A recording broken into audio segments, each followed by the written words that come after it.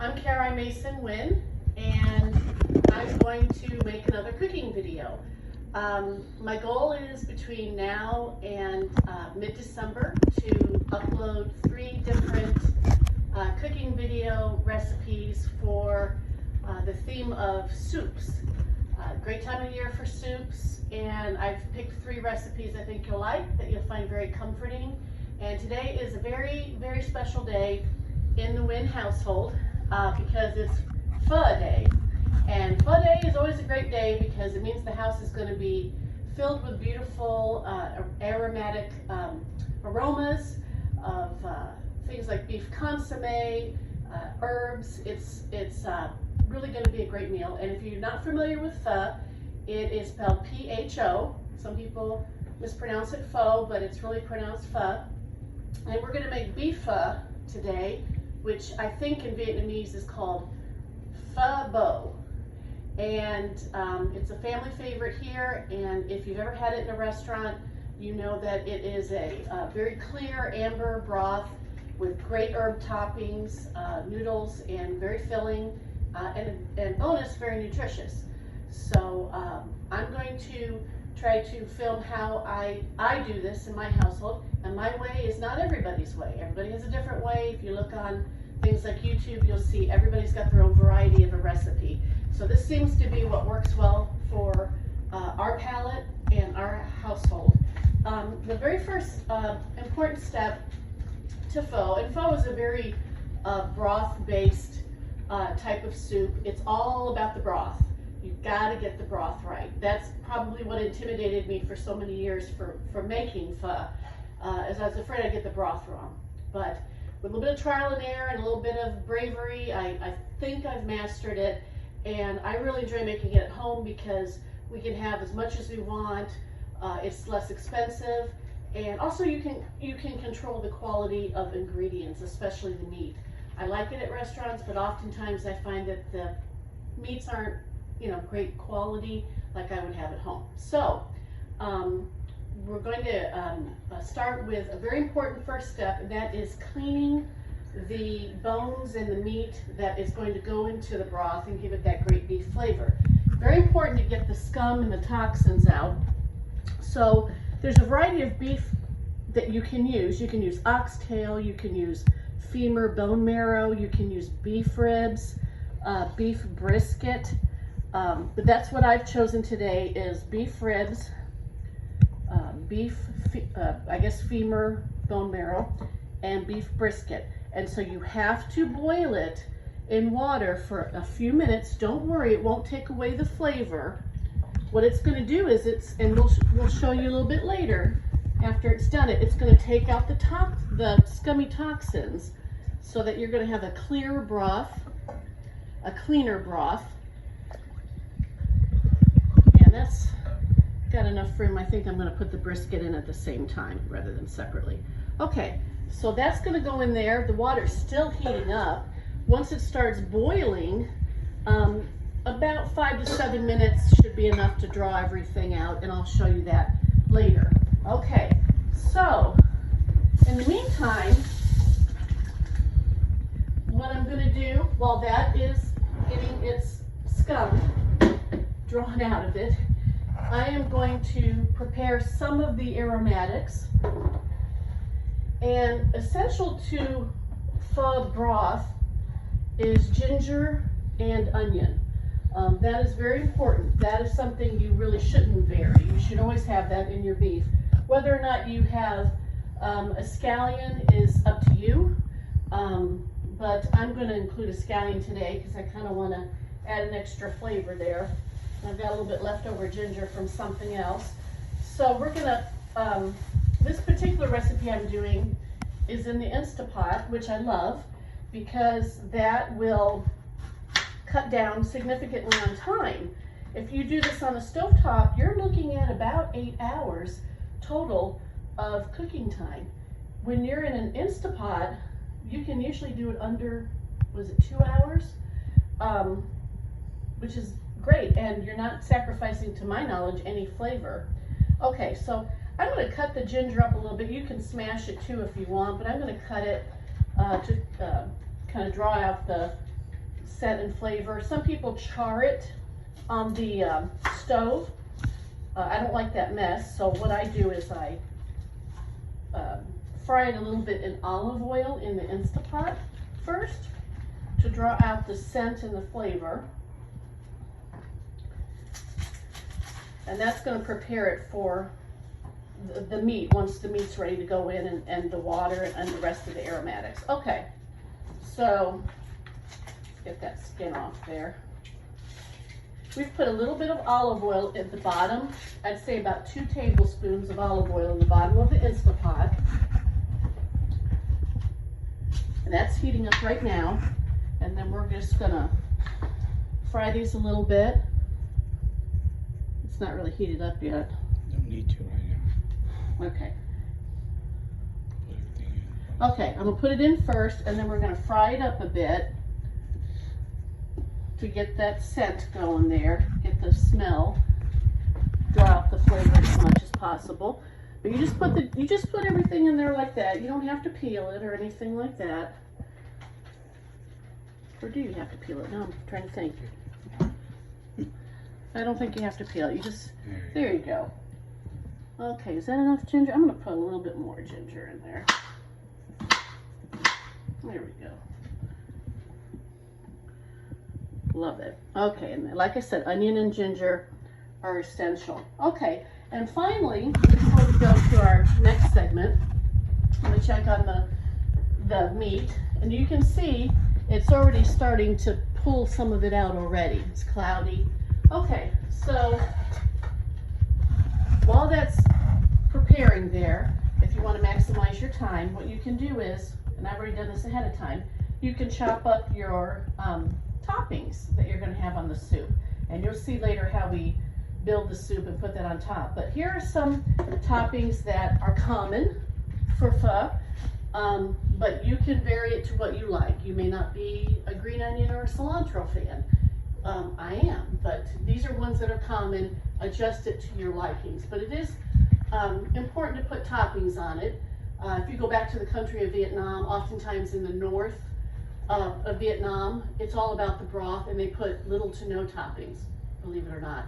But in the southern part of Vietnam, they do put a lot of different toppings. And you know, pho is their national treasure, the soup that they're known for, the most popular soup, and many people will eat it any time of the day, but oftentimes we'll just have, that'll be their breakfast, that'll start their day, go to a street vendor and get a delicious bowl of pho, and that'll start their day. So some of the toppings are, for the soup, will be cilantro. Most of these are ones you can find at your local grocery store. This is mint. My husband likes mint a lot on his pho, so I have some mint, and the smells are really great in the kitchen right now. We got some cut up lime wedges, which actually, believe it or not, will go on the soup. My husband is a big bean sprout fan, so we've got bean sprouts washed and ready here. We've got Thai basil, washed and prepared. Green onion chopped up. And then these are not toppings, these are things that will go in the soup in addition to the beef brisket and any meat that comes off the beef ribs. This is optional, this is adjusted to the way you like it, but what we do is I will get beef meatballs. I find them at the Asian market. They're called beef meatballs, and I'll cut it in half. And then there's a pork loaf. We kind of put a little pork in there too. Potatoes are called cha lao. It's like a loaf, and I've sliced it up and halved it. And so these are things that are going to supplement the meat that's already going to be in there, because like I said, it's all about adjusting the ingredients. So to be continued. Okay, so the house is starting to smell amazing. We have been frying, if you look real quick here, we've been frying these onions and ginger for a few minutes now, and so it's really brought out the scent. The house smells fantastic. The bones have cooked and the scum has come up off of it. You can see that. See, you don't want to be eating that in your soup, do you?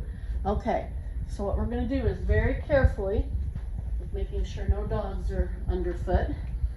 We're going to strain this. And we're going to wash the bones and the meat.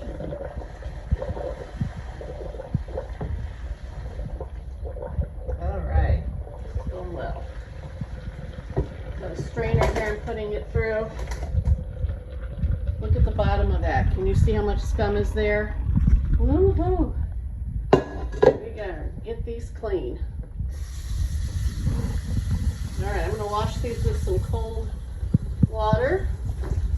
Make sure the scum is off.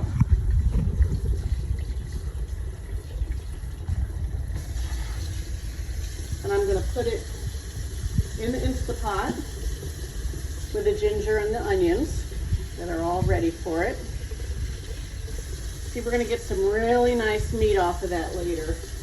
Those are good beef ribs.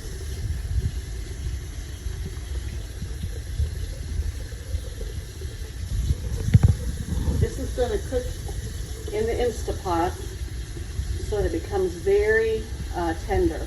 And of course, look at that lovely bone marrow there. That gelatinous, buttery bone marrow. Love the bone marrow.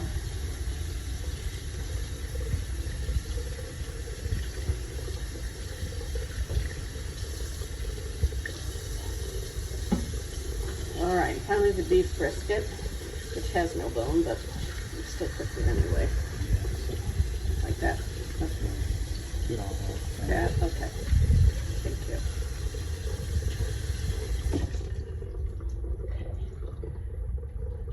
Look at that, filled up there. Chock full of meat. It's not going to get more meaty than that and beefy than that.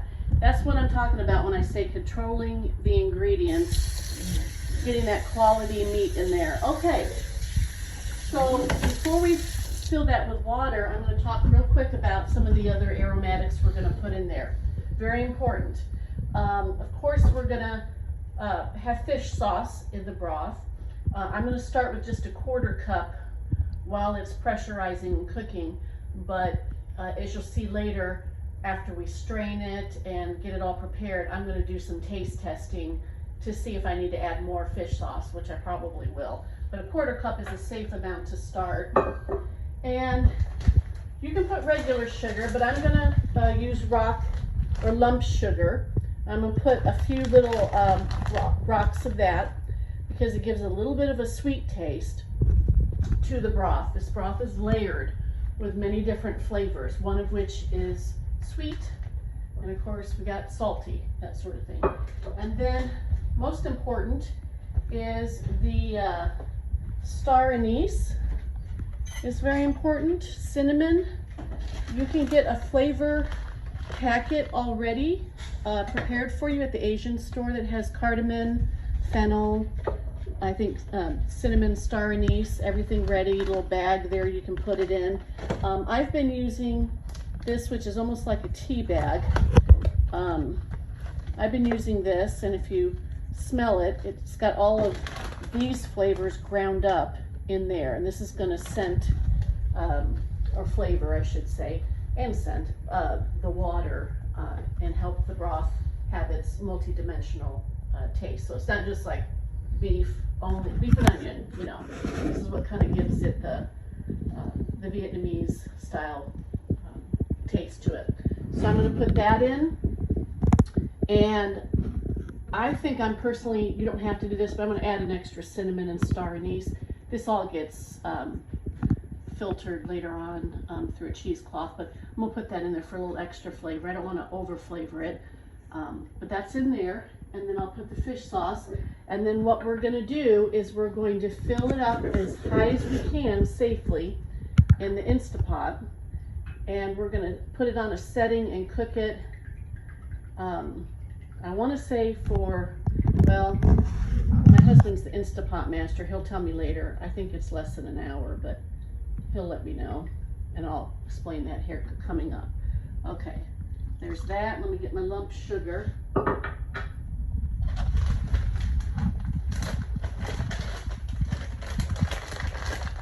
All right, so we are ready to pressure cook it, okay? Just a little, these are smaller, so I'm gonna put several in there.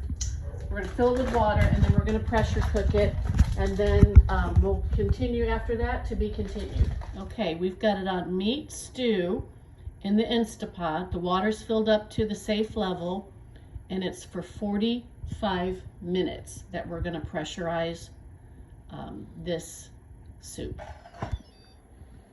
Okay, so we've cooked 45 minutes on meat stew setting. We've let it rest. We've let the steam out. Look at that. Wow, that smells amazing. Look at all that meat, and you've got the onion, ginger I see there, little flavor packet. So that has an amazing smell. Oh yeah, you see the star anise right there. There's that bone marrow. And what we're going to do now is we're going to strain it into a soup pot, where we'll finish completing the broth by adding some water and testing to, oh, you're going to take the meat out first, right? Do you need a bowl for that or a place to put it? That tender. You're gonna put it in there first? Okay. Why you put it in there? That way I can transfer it later. The bone just falls. Oh, the rib fell off the bone. The meat fell off the bone. So we are attempting to get the meat out here first, Not to make a big mess. so that we can strain it. Now the meat, we're going to cool down and we're going to slice it thin. It doesn't have to be paper thin, but you know what I mean. It'll be not chunky, it'll be thinner. And we'll store that because we'll use that later to put into the soup, to build the soup. You build the soup and then you put the broth, the hot, really hot broth all over what you've built. So look at that tender meat there. There you go. All right, we've got the meat sitting there cooling. We'll slice it thin and put it in this later. Right now we're straining out all the aromatics because that's not going to be part of the soup anymore. It was just there for the flavor.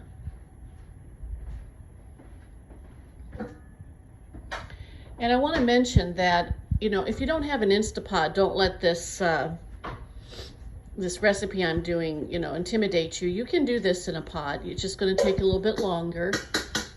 You're going to put it in a big soup pot and cook it for about 8 hours, not at a rolling boil, but at a very soft, light boil, just something slightly above simmer. You have to watch it really carefully because you don't want to overboil your soup. That's not good. So you can do it in a regular pot. That's not a problem. You don't need an Instapot. We happen to have one. This saves us time, so we don't have to sit and watch a pot to make sure it's cooking properly.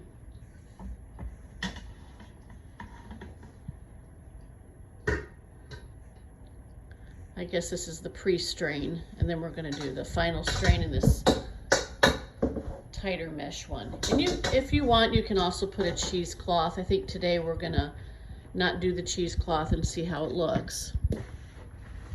Here's the mitts for you. But, you know, cheesecloth is entirely appropriate there too. And another tip is if you prepare it, see, look at that beautiful amber color. We haven't done the final strain, but it's gonna be nice and clear.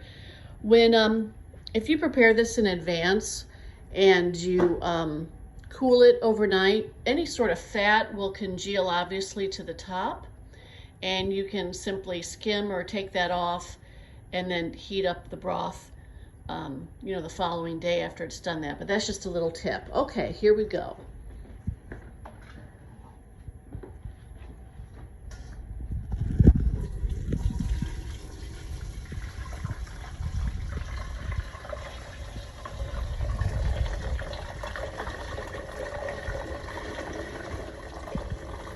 beautiful amber color going into the soup pot, where we'll complete the cooking.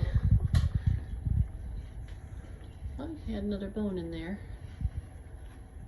Yeah, so you can see there's things that have been strained out. I still think a cheesecloth would have made it finer, but let's see how it turned out.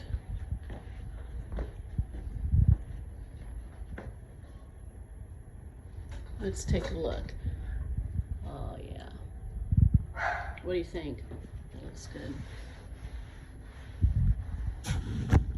Okay, so we made a decision looking at this. We can tell there's a good amount of the fat from the meat there in the soup, so we're not going to eat it till later tonight. So we are going to cool it in the fridge, let that fat, like I mentioned, float to the top. That way we can just easily take that layer off and then finish the building of the broth, like I mentioned, by adding water and then some more fish sauce and sugar to taste. Yeah, that's what we're gonna do just because we have the time. Otherwise, you would have to strain this a little more fine to get the fat out with a cheesecloth, like I mentioned. All right, so to be continued tonight. Okay, so we've skimmed the fat off the top as much as we could. We strained it through a cheesecloth. You'll see the faux broth is amber, clear. It's very concentrated. So I'm going to add 4 cups of water. It's measured out 4 cups of water. So we have plenty of broth. And then I'm going to taste it and add probably another 1/4 cup of fish sauce, as well as a few more granules of rock sugar. But I've tasted it once already, and the broth is very, very close. But it's going to need a little bit more fish sauce, and then we'll build the bowl of pho. All right, we talked about the beef meatballs. That's going to go in the broth right now. Get those nice and warmed up. I've added a 1/4 cup of fish sauce, so total I have a 1/2 cup of fish sauce in this broth, as well as added a few more lumps of rock sugar, so that's probably equivalent to 3 or 4 more tablespoons of sugar. And we're going to let this come up to a small boil, and then we're going to cook the noodles for the soup. All right, we're ready for assembly of the pho soup. We've got some water boiling for the noodles. We've got all the toppings laid out. Bean sprouted, as I mentioned, cilantro, mint, green onion, chalao, pork loaf, and Thai basil. You can see we've cut up the meat that cooked in that pressure cooker into pieces. And what we're going to do next is boil the noodles for not a very long time and then assemble it into the bowl.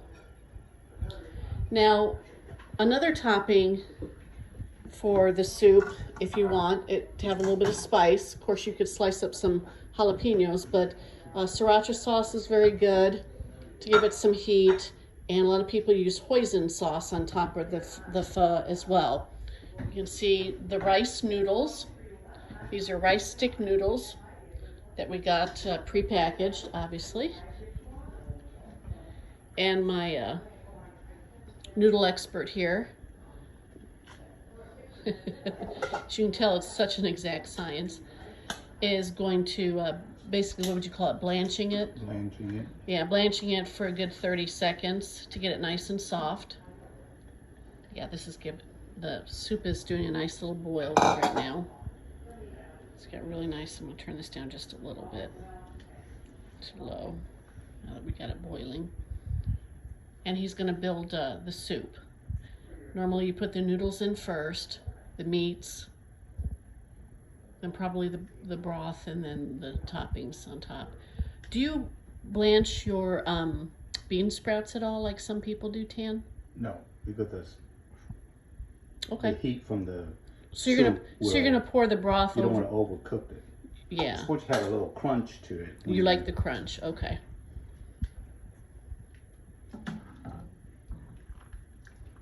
You don't rinse those or anything, you just put them straight in the bowl? Yes, just like that. Okay.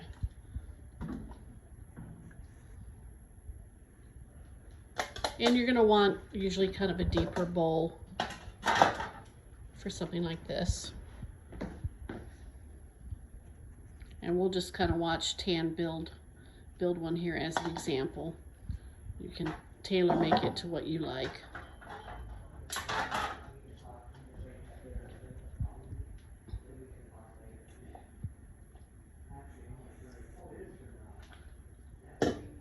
Oh, I thought you were going to put the other beet in there first, so that would heat it up. That broth is very pretty amber color. Got your beef brisket and the meat from the beef ribs that you're putting in there, along with your beef meatballs. So now we got two different kinds of meats in there, basically. Do you want your chow lau in there? Put a pork loaf in there, just for something different.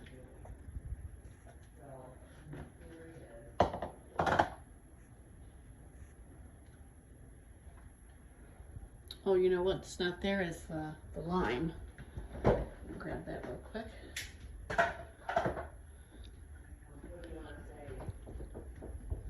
Okay, so I'm gonna give it a squeeze of lime.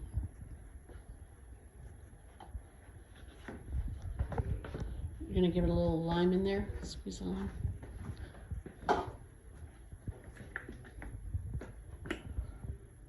Is this gonna be yours?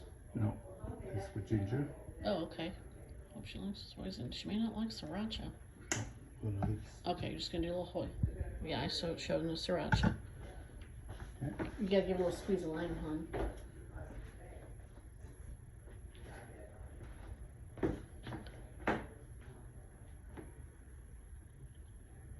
There we go. That'll give it a nice little lift, a little bit of a flavor. And of course you can eat this with spoon, chopstick, fork. Some people even put dried toppings on there. I'll show you. Sometimes people will put fried garlic or a little bit of fried onion on there for a little bit of crunch. That's up to you.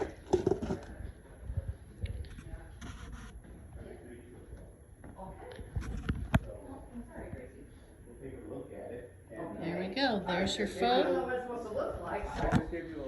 So like I said, it is pho night here in the Nguyen household, and we have got that beautiful broth. And we're assembling our bowls right now, and we're going to feed a little bit of pho to our guests. All right, thank you very much, and I'll be happy to post another soup video down the road. I hope that you enjoy this. It's not too disjointed, and that it gives you some ideas and maybe even some inspiration on making your own beef soup. Thanks so much. Have a great day.